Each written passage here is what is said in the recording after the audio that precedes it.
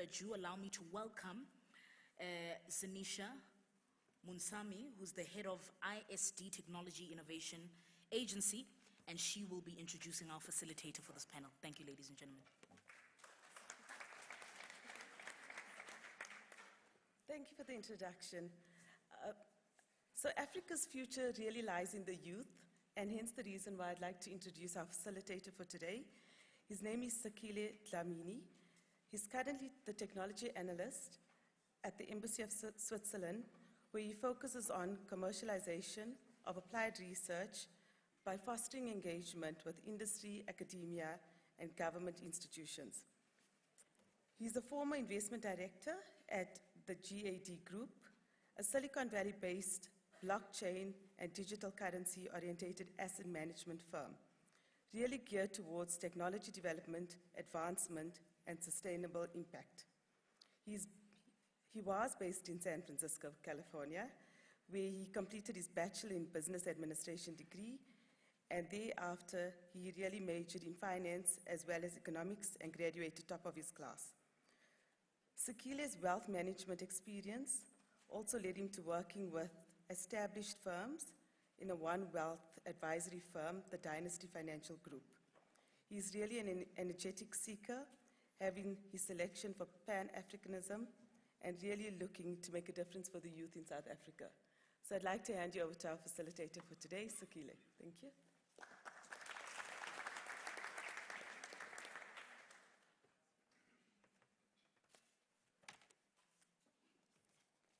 Good afternoon.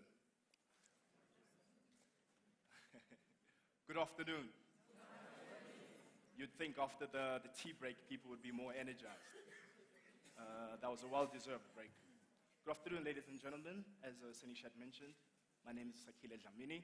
And one thing Sanisha did not mention is that she kindly requested, more like urged me to be here today, and I thought it was an amazing opportunity. I'm truly humbled and I appreciate the platform for us to engage with someone such as these. As in the fourth industrial revolution, there's a lot of differentiation that's taking place. Everybody's running in different directions, and they often say, if you want to go far, you go together. If you want to go fast, you go alone. And I believe that someone such as these were able to come together in caucus and actually talk and see that everybody's on the same page and nobody's left out of the picture or behind. I invite you today for us to hold each other's hands and let us step into the fourth industrial revolution instead of falling and tripping into it. To kick things off and diving straight into the juicy meat of the segment, which is appropriately titled South Africa, Silicon Valley, Startups, and Global Connectivity. I'd like to kick off today with the Development Bank of South Africa's video, which encapsulates the core essence of our theme. If we could please move on to the video, and after that, we'll be able to engage with our highly esteemed panel. Thank you. Our world is accelerating at an exponential rate, and everything is now a path to change. Imagine living in a world where the possible is unlimited for our imaginations. Welcome to delegates, an experiential learning hub to evolve and train leaders of tomorrow. State-of-the-art facilities and facial recognition grant access to the DLAB for the community.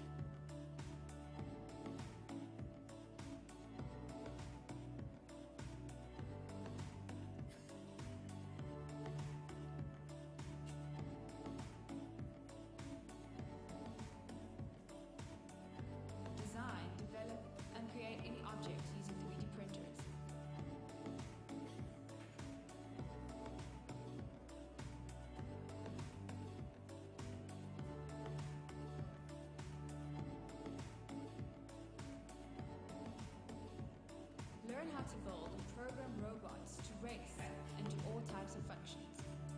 Learn to build and pilot the next delivery drones.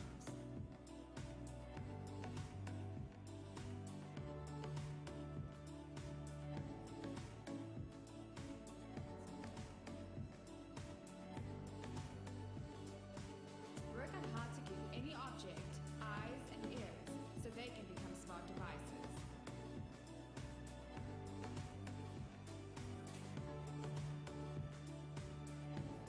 The D-Lab will have an area to sit and contemplate your next innovation, with areas to relax and eat with the community, do yoga, or meditate. The D-Lab is a vision of what a future of learning and developing the leaders of tomorrow could look like. We hope you enjoy this virtual reality fly-through. Wow. Wow. The first thing that comes to mind is, first of all, what is this? I'm sure some of you may have had the same sentiment. The second thought comes to mind is, how are we getting ready for this? Thank you very much for the video. This was presented to us by the Head of Innovation and Culture from the Development Bank of South Africa, Ms. Carrie Joost. And Carrie, I'd like to engage you to help us unpack this video. There's a lot of catchphrases: fourth industrial revolution, virtual reality, drones, blockchain technology, let's not forget the infamous AI that everybody knows so much about. Carrie, I'd like to talk less from a technical perspective due to the nature of our theme. How does this actually impact the human and the social aspect of our students as well as our communities on the ground? The facilities are amazing, but how can we track the tangible impact that this will bring?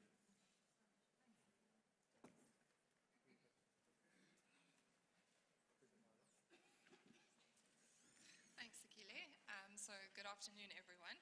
So I think you made a great point, is what is this? So before I go into the what is this, I just want to kind of give a background about the Development Bank. So many of you know and might be thinking, what is the Development Bank's role? So as the Development Bank of Southern Africa, our focus is mostly on infrastructure. So in the context of having a discussion about skills of the future, is in order to deliver and give access to the skills of the future from a development position, we needed to start having a conversation about what is the infrastructure needed for access.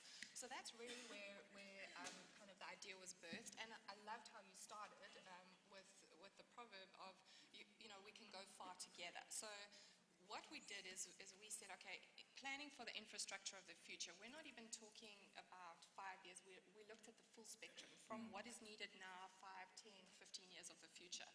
And what we're sitting with is we're sitting with schools that might not have access to, whether it's labs or you saw the bio labs or the VR, and in certain areas not even access to full curriculums. We have teachers that might not have access to learn the skills to teach some of the skills that some of my colleagues will talk about. So that was the starting point and where the D labs were birthed. So the D is really focusing on development. So as a development finance institute, is we focus on what is the transition. So we have a world where we want to get to, where people have access to the skills. How do we transition there? And one of the ideas were these D labs. And essentially what it will be is that the hubs will be placed in areas, and we've crowded partners in. Actually, some of my colleagues who are on the panel now are some of our partners with it. Is really the first one. This video that you've seen will actually be in Tembisa, but we long-term over the next 5 years have a rollout of 30 sites where we're collaborating with DST, TIA, CSIR, across the spectrum, where we're crowding in, and private sector as well. So we have partners with Microsoft, Trevor Noah Foundation. What we did is we looked for experts who were already excelling in some of the areas that you've seen. And we said to them, if we create the environment, if we provide the infrastructure, will you come in and run the program so that the kids can have access to the cutting edge skills? So that's why you saw there, and if I just unpack a little bit of that, is the classroom styles during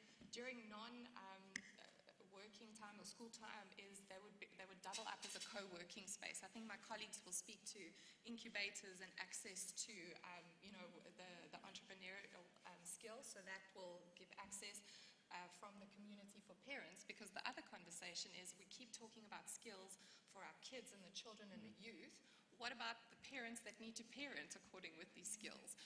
What about the teachers who need to be resourced in how to deal with it? So we looked at a co-working space, access to connectivity, really also partnered with international universities, Udacity. We're busy having conversations about other online programs. So that spectrum will be really in the classroom space. The virtual reality labs, and I think my colleague from Singularity will also speak to it, is virtual reality also, when we talk access, allows for access to, instead of building a science lab, is if we have the science curriculum in the VR devices, what does that give access to? We're also really focused when we talk skills of the future about the human components.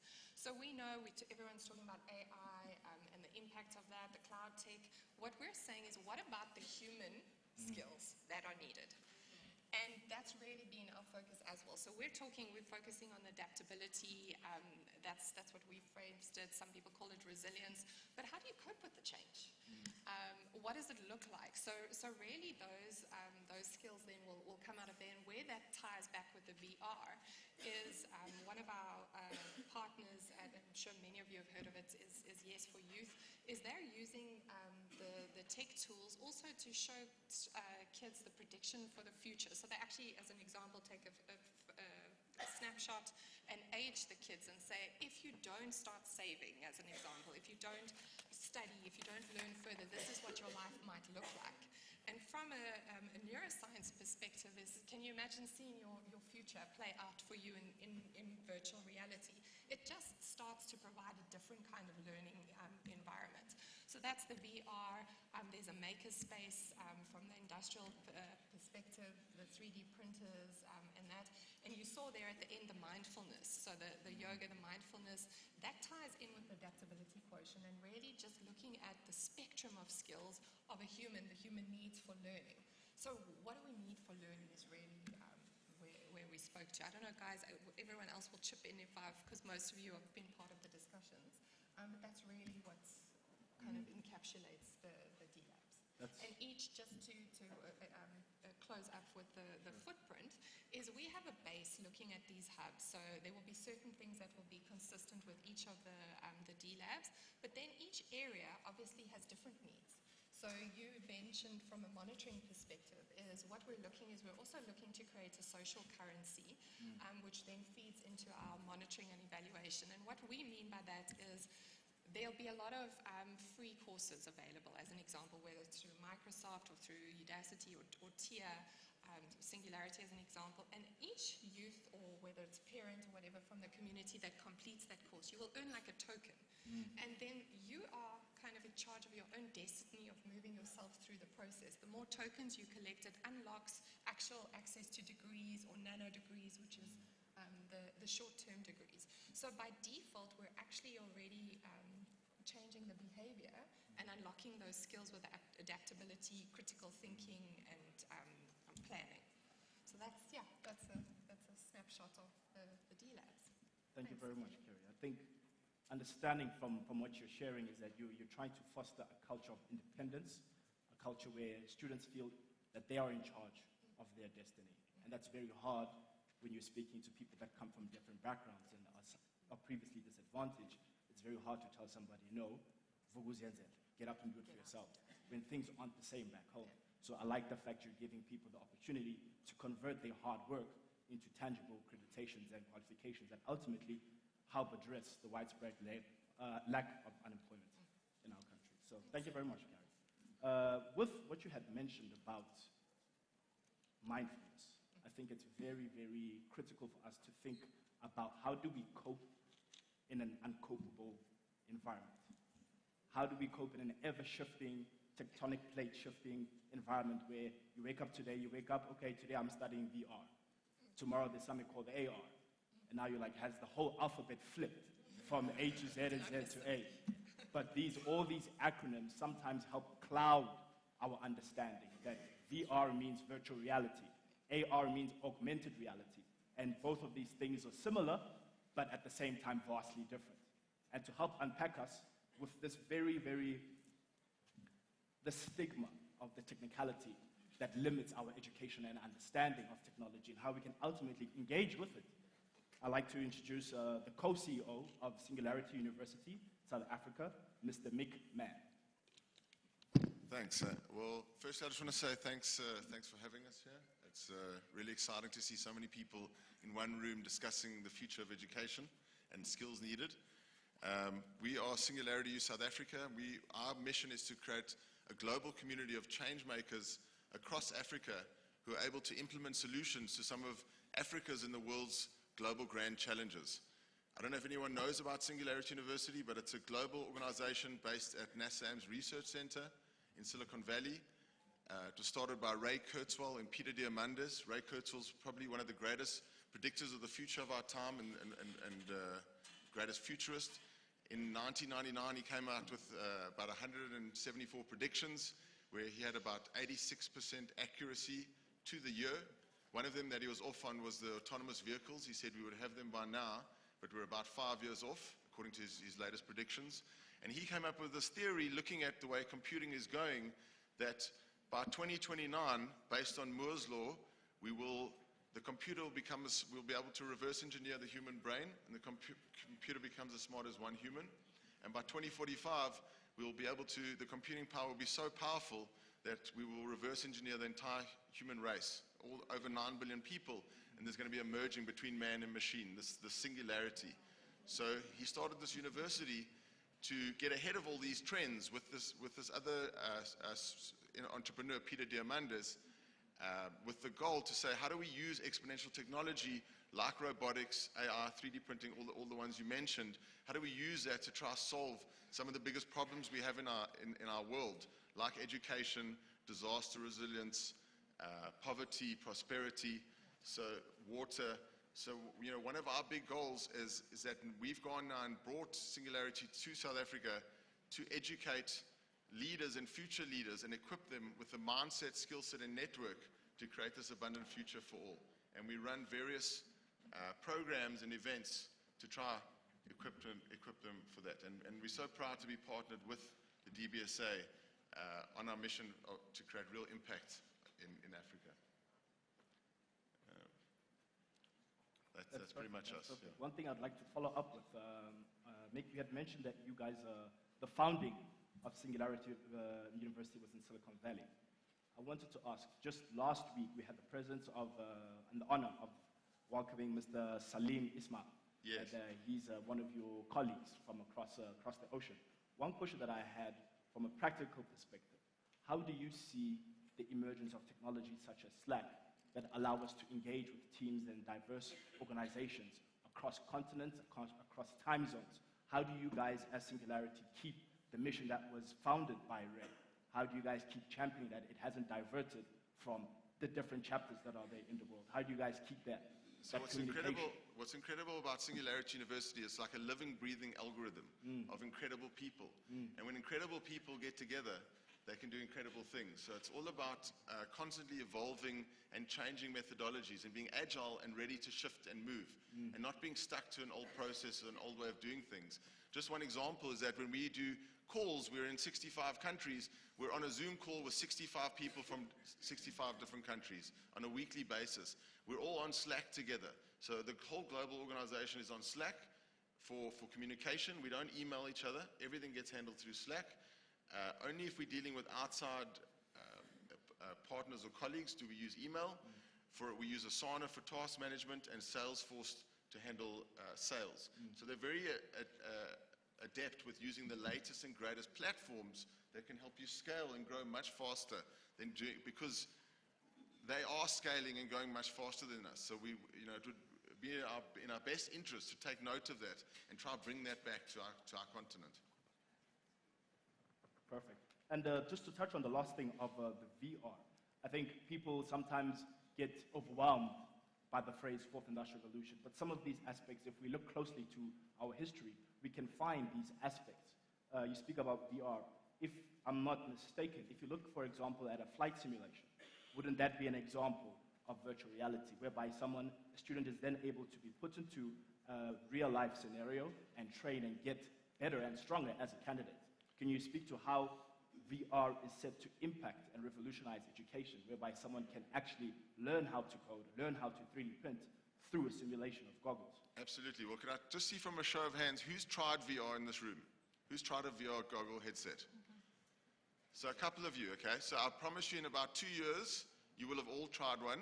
It's going to be ubiquitous. Facebook is coming out with the Oculus Max. They came out with the Oculus Go last year, which is so you don't need a computer tied to your headset anymore in this powerful machine.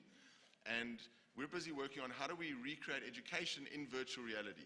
Because if you think about whose kids here have played Fortnite in the room? Fortnite, the game Fortnite. Okay, so only a few of you. Fortnite is one of the biggest online games at the moment where a bunch of kids get together and they all join in the game, and it's a social experience because you are interacting with your friends, and that is a new way of interacting, and that is the future of social environments, of work, and of handling machines from a remote location. So in the future, you're going to be working in VR, building programming using visual languages. Why not teach our kids from when they are young how to work in these platforms? So it's much more immersive working in a virtual reality platform, actually doing things, than learning to try repeat how to do things and doing it by memory. So we feel that there's going to be a massive, massive rise in virtual reality education, and it's better to teach the kids the tools that they're going to need in the future rather than teaching them in this old way of writing on paper. That's amazing.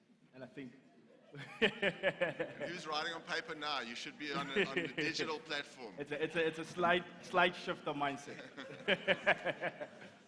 One thing that you did mention, though, Nick, that I'd like to touch on is that technology has given us the ability to be global, to touch 65 countries at the click of a button. One thing that we have noticed is that we are not all starting on the same line. I think if we look at, for example, in the Olympics, they have so much importance on everybody starting on an equal level playing field. And one thing that these technologies don't sometimes take into consideration is you need electricity to do VR. You need a classroom to do VR. Yes. You need a skilled teacher to do VR. So one thing I'd like to touch on, moving on to our next speaker, Mr. Gareth Williams, who is the head research specialist of intelligence from the Technological Innovation Agency, is that first we had the first industrial revolution, which was the steam engine. The second was electricity, the invention of the light bulb. Third was the advent of internet. And now we're here, AI and blockchain. Given the fact that we know that technology is going to change how the globe works, let's localize this question. What does this mean for South Africa? What does this mean for us? How is South Africa currently positioned to take advantage of the global trends of technology? Mr. Goff, over to you. Thank you. So just firstly, a little bit about the Technology Innovation Agency, and it's very quickly, TIA exists to achieve socioeconomic impact through technological innovation. There's some other bits and pieces that we do as well, but essentially at our core, that's our key objective and mandate. So a lot of the talk about the fourth industrial revolution centers around technologies. But actually, sorry, can you turn that on? There seems to be another mic on somewhere. I'll push on. It's, mostly people talk about technologies, and especially disruptive technologies. And I'd like to actually take a slightly different perspective and look at dealing with technological change. It kind of touches on Carrie's perspective around building resilience and around capabilities. So I think to me it's broader than just skills. It's about capabilities of society and also in firms. So essentially, we're particularly concerned in South Africa about growth and about jobs, etc.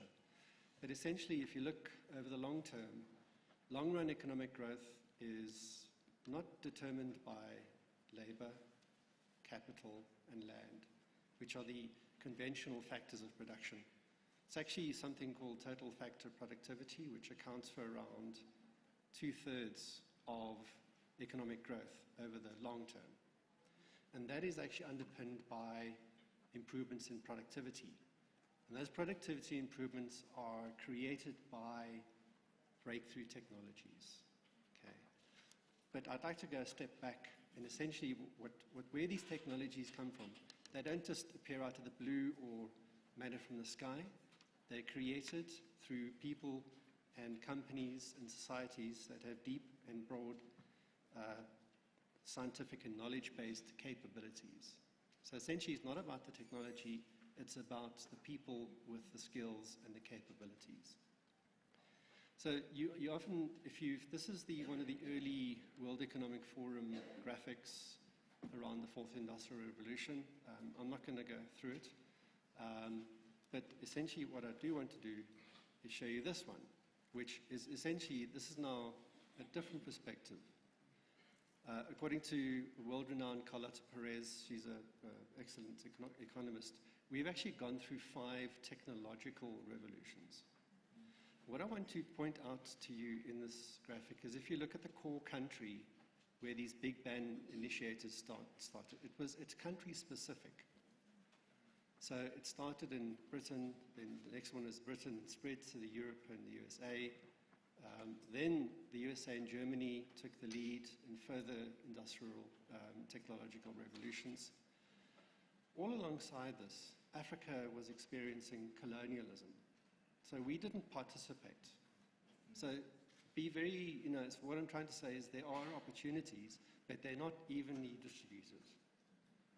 What happened is that you got an invention in the UK, for example, and it might take decades to spread to other regions. That is essentially the reality of the world we live in today. So as much as we might want to think we're going to lead in the fourth industrial revolution, the reality is we're probably going to end up, like most previous technological revolutions, as recipients of technology. And so then it comes back to how do we actually shape our science, technology, and innovation system.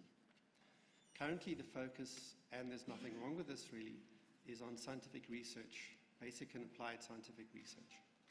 And part of my concern is that over the last 10 years, the amount of money out of the budget we have and the companies that spend on R&D and innovation, the amount of the proportion that's gone to basic and applied research has risen from 55% of gross expenditure spent on R&D to 74%. The real stuff, according to where the stuff happens around experimental development, where you're actually building these deep capabilities in firms and in society, we've declined from 45% in 2007-8 to 26% now in 2016-17. So to me, that is an area of big concern. There's nothing wrong with continuing to do scientific research, but as an emerging economy, we really need to be focusing more on experimental development so we can build those capabilities so we can actually take almost a Singaporean approach to development. What they did is they started by industrializing through importing technology, then they started to tweak their technology, then they started to do some local assembly, some local adaptation, some local manufacturing, until eventually they are where they are today. And I'm not saying we should replicate that model because essentially it's a benign dictatorship and that probably won't go down so well in our society. But nevertheless, what I would like to push for, especially as in terms of the Technology Innovation Agency, we really need to be spending more on experimental development. Within that, you're going to be building these deep scientific and knowledge-based capabilities, and that's where we need the skills development. Thank you. Thank you very much, Garth. And I think to add on to your point of building experimental economic zones, experimental projects, experimental skills development, would it be true in saying that these don't take place in traditional old established firms? These take place in the startups. These take place in the new, innovative, cultural shifting organizations. The bulk of innovative activity is incremental. That is the reality. Okay, and so if those of you, there was an article by Elon Rios, he's got Rios Core, you might have heard about it. And he coined this term this hasn't really probably caught on, but he calls it For My Reality, 4MR, which is all about using technologies to solve local challenges and create local solutions.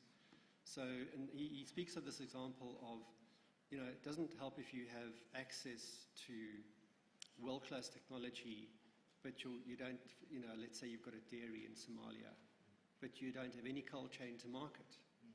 So it's looking at an example of, the one I like is the example of empty trips.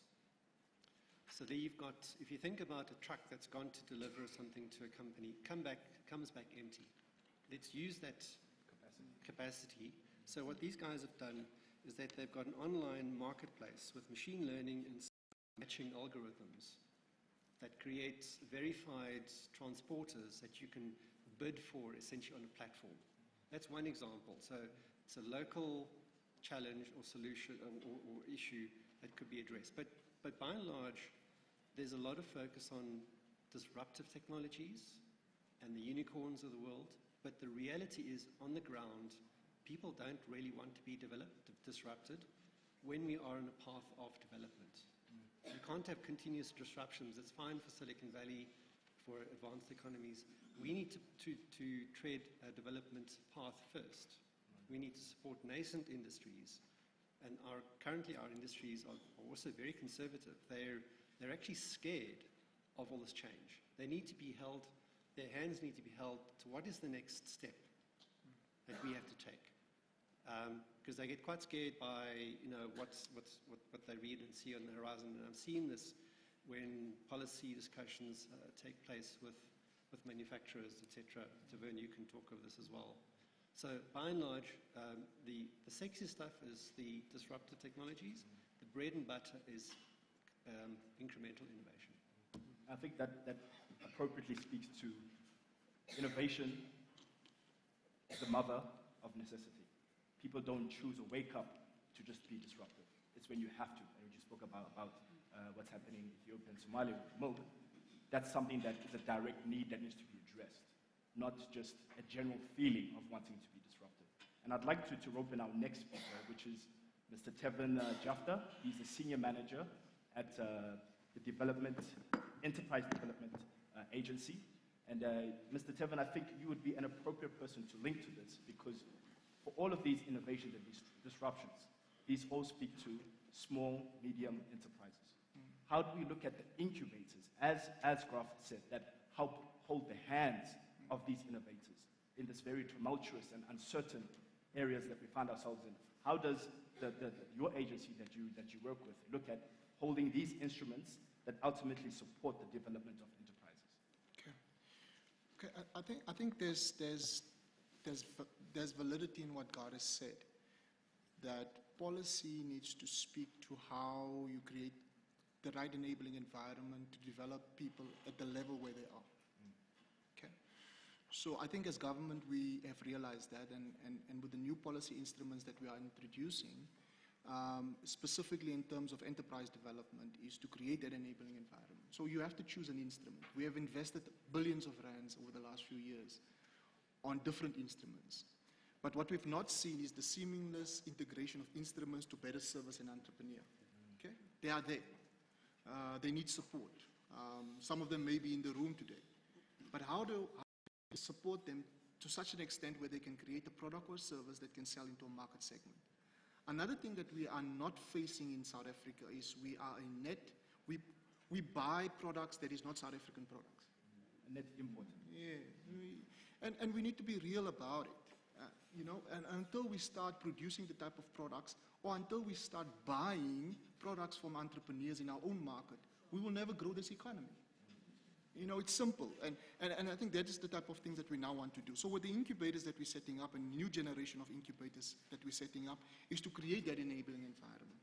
To create the type of incubators and accelerators that can hold the hand of the entrepreneur and also provide the right type of instruments at the right time and at the right scale.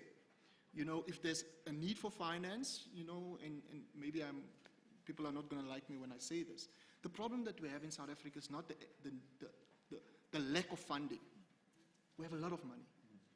The problem is how to access the money and how to access the money at the right time, because sometimes you don't need money. So what we're trying to do is to set up these incubators. We're repurposing some of them in a good way, not a bad way. We're repurposing some of these instruments to make sure that they can better service entrepreneurs. At the end of the end of mile, we're creating the right type of instruments. We're putting right financing next to it. If there's tech that we need to commercialize, how do we commercialize in different levels? How do we provide the right type of business readiness levels and market readiness levels? Because I always say to entrepreneurs, if you don't have a product, if you can't sell that product, you don't have a business. Okay? So there's certain fundamental principles that we're teaching entrepreneurs now. And it's like going back to basics, but also creating the right environment so that the right environment serves our people. Because sometimes we create, with respect, we create some of Silicon Valley type of models in our own jurisdictions, and sometimes it doesn't work. So you need to understand what is the needs of the entrepreneur, you need to model your instruments, and then you have to create the right instruments at the right time. And I think that is what we're trying to do. When it comes to technology and commercialization of technology, we, for some of us that have listened to the president speak about what government is now going to do, we're setting up technology hubs in underserviced provinces. You know, we can put them in Sandton, we can put them in, you know, urban spaces, but we've started to realize that there's innovators that sits in Vembe. There's innovators that sits in townships that we are not unlocking. And they are solving problems. They are solving problems in their communities, and it's our responsibility now as government to put the right infrastructure with the right environments there where they can start creating these solutions to solve the problems within the different provinces. So we're setting up, the president has given us a commitment, and we see that we're setting them up. We're setting them up in 6 spaces in the next year, and then we're also scaling them to make sure that every province at least have a tech hub that can be able to scale local innovations for solving local problems. Yeah. That's amazing. And one thing that I love you mentioned was, I guess maybe a cultural thing, but when you speak to someone that has a startup, and the first thing they say, you're like, okay, what do you need help with? The first thing is, I need money. When you ask, okay, show me where the money would go. No, we need funding. Funding for? No, we need money to operate. There's never a clear outline definition. This is where the importance of a business plan comes in. That there's receiving money is a challenge on itself, but once the money has been received, there's even a bigger challenge of reporting, of auditing, of being accountable to the money that you receive. Yeah. And I think if we look at the core essence of what money is being used for in a startup sense, sometimes it is actually for labor. Sometimes it's for, in the technology space, paying developers and tech entrepreneurs, paying the coders and the developers that are actually going to make the software. And I think if you get the appropriate partner, you may not even need the money. Moving on to this, I'd like to rope in Ms. Sanisha Munsami, who's the head of innovation at the Technological Innovation Agency.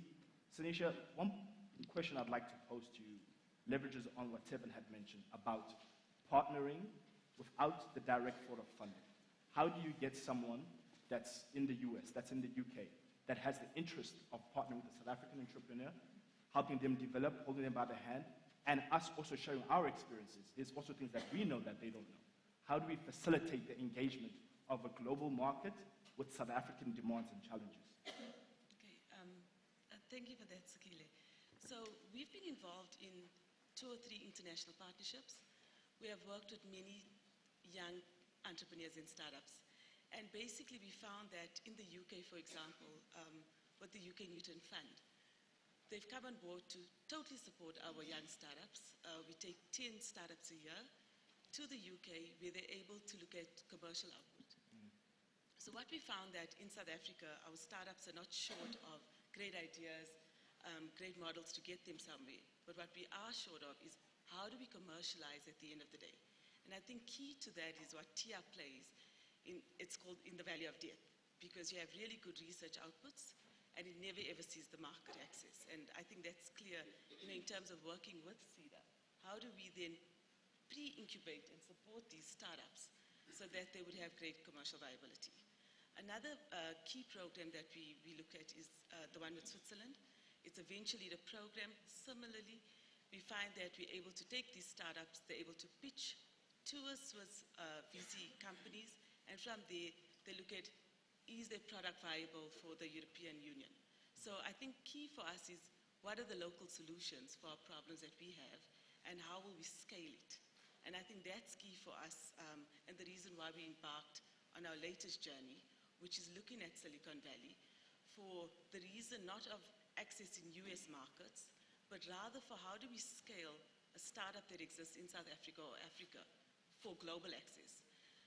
And I think that's very, very clear for us, that after doing a lot of research and homework and actually visiting Silicon Valley, we found that the business modeling and the accelerator programs that exist, it's about a whole mindset change. It's about a culture shift in terms of how do we create capacity and skill for the young startups locally, and they will then be able to bring back what they learn in the Bay Area, back home, and we can create our own network. And I think for me, the key thing is then that post-support locally through our incubators that Tavin spoke about very clearly. Now, we may say, why Silicon Valley? Because if you look at it, we are very short of venture capital funding. So as we head to the fourth industrial revolution and we're talking about how do we then access all of the new skills, at the same time, you're looking at what are the new technologies or startup companies that would be producing the technologies. Not only the technologies, but what are the business models that will sustain them? And rightfully so, if you look at startups, it's the only way to disrupt corporate South Africa, to say they'd have to watch out because the new startups are looking at new industries that would be created for the future for South Africa and for Africa. So we're really looking at how do we disrupt the market and how do you get these startups to be supported locally. That's exactly it. And one thing that you mentioned is the post-support. One thing that's very, very critical in an incubation program or accelerator is what happens afterwards. It's very interesting to see people boast about their statistics. We've helped 5,000 people, 20,000 people. You just ask them, where are they today? Yeah. There's no answer. So looking at how do you help someone with their finances? How do you help someone file their taxes? How do you help someone with equity sharing, splitting, dividends? Those are the critical elements that can cripple an organization or boost it to fly.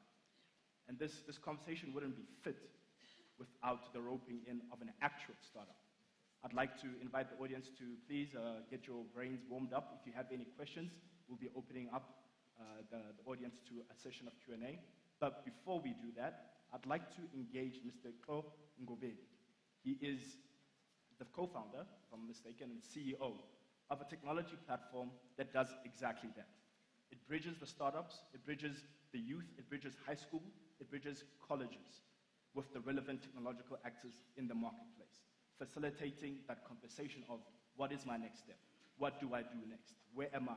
If I'm in grade 9, what do I study today that will prepare me for when I'm 25?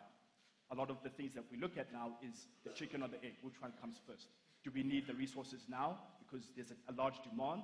Or do we reinvent the whole model and start at a younger age, grade 6, grade 5, whereby we start prepping our students to be engaged for the fourth industrial revolution? So with this being said, I'd like to hand it over to you. All right, thanks. I'm just going to start with my name. My name is Misho. So yes, a lot of people get the X quite wrong. No problem. It's the African in me, sorry. All right, no problems. So as mentioned, I'm from Geek Culture, which is a tech platform for connecting young people to the world of technology. We want to do things different. We want to approach things different. Even the way we spell our name is completely different. I can bet you now a lot of you will spell it wrong if I asked you to spell it. It's the way we want to think and the way we want to approach and encourage young people to say, let's think different. Let's approach this tech world differently. There's a huge talk about Industry 4.0 AR and what's going on, and we want to move away from the talk and actually do stuff on the ground. So what Geek Culture is about is really connecting young people to the world of technology from universities as well. Universities are great institutions, but they don't expose young people to what's happening outside from the what they're teaching us is usually old stuff that we probably don't need when you go to industry. When you get to industry, industry says we're not skilled enough. So Geek Culture is really trying to bridge that gap, and we say, okay, let university do what university does. We don't want to disturb that yet.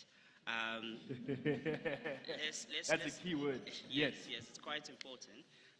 Let's start with building and building their skill set. Let's expose these guys while they're in university. Let us expose them, put them in the same rooms as the IT companies. So we deal a lot with a lot of IT companies where it's no longer you're reading about a Microsoft and Intel and IBM. We literally can take you to the offices. They can come to you. We can have workshops between the two parts, and they get to learn directly from them. We do a lot of workshops. We have hackathons as well, which is now, again, industry is saying skill sets, skill sets, skill sets. For us, hackathons are a platform of saying, come test your skills, what you've learned in university, what you've learned in these workshops that we've had, and actually build something. Once again, what you said in terms of Mr. Alan Ray's, in terms of build something for your community. So we take problems from industry, literally anywhere, any sector, government. Last year we did a hackathon with DPSA. Close to 250 young people from across the country came to solve problems for the public sector. So that's what we're trying to do in terms of key culture. But what we realize is, once again, let's filter back to the lower level, because you find that guys are in first year, they've never touched a computer. We're talking industry, we're going for AR, and we're talking about high-level stuff. But the reality is there's a whole bunch of young people, access is one, who've never really touched a computer. A simple thing like, how do I send an email? They know they've got emails, but they don't know what to do with their emails. So we're filtering back and say, let's prepare them from high school, where we have vacation work programs across the country, where it takes anything between 50 and 100 young people throughout the holidays, instead of them sitting and watching Disney network, Cartoon Network and all that stuff. They come through and then they learn how to build apps, how to play around in robotics, the Mindstorms that you mentioned. They learn about your VR. They don't just sit and hear about it, they play around it. But we take it a step further and you say, while you're learning, think about a particular problem in your area and apply. So there's an element of learning and applying in terms of your real life problem at the same time. And obviously they have presentations at the end. We decided then to filter back to primary schools as well, because we realized there's still another gap there. So we literally are doing a pipeline and preparing young people for this space. And that's why I like this panel that's here. Basically, it's good that I'm the last one to speak, because a lot of the things that we need, a lot of things that we've been doing, the next step is for them to connect with you guys. There's a lot of young people that, last year we were running a program with Red Bull, where 5 young people came up with ideas. And in 2 months, we helped them fast-track the ideas to the next level. But the next level is not with us. The next level is with you guys. The next level is them learning about the business side of things, learning about how to take it to markets and all those things. So for us to prepare for this space, to prepare for what's coming, I mean, a lot of people fear that jobs will be taken. I don't really believe that. Yes, jobs will change. We just have to adapt and actually prepare ourselves for what's coming. And part of that is really grooming the young people. I mean, I don't know how many of you guys have kids. No, let me not expose anyone.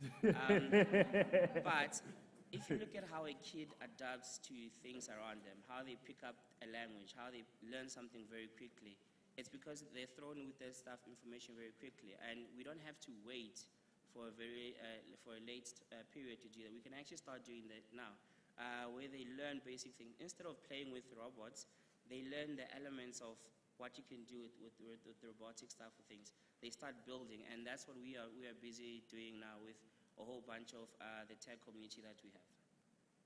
Thank you very much. Sure. Are there any questions from the audience?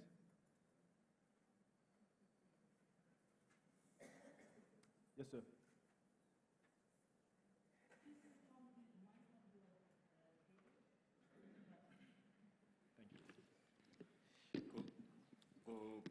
Good day, ladies and gentlemen. My name is Oscar from Netlotlo Trading Enterprise. My question is that we hear a good things about the work government try to implement. Nice about the learnerships and the internships.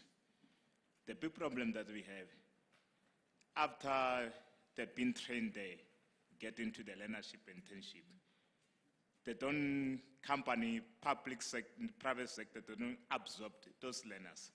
They become seated at home, useless, and the qualification that they have, because it doesn't utilize that qualification, because qualification without utilizing it is good as in paper. Until after training, we absorb those academics, those TVT students coming from college. We cannot breach that particular gap of unemployment until we do something. Public and private come together. Thank you. Panel, feel free for anyone to jump in. I'd like to add on to that. It's a new notion called shelf technology, something that is a great idea, a great innovation, but it doesn't get taken up. It just sits in a publication on a shelf and it dies.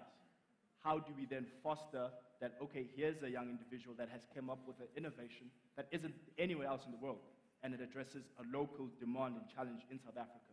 How does that person, after being skilled, learned, and there's a large culture in South Africa of people that are certificated but not practically trained. The people have the qualifications, but moving on to say this is something that we can build from bottom up is something that we need to address. Panel.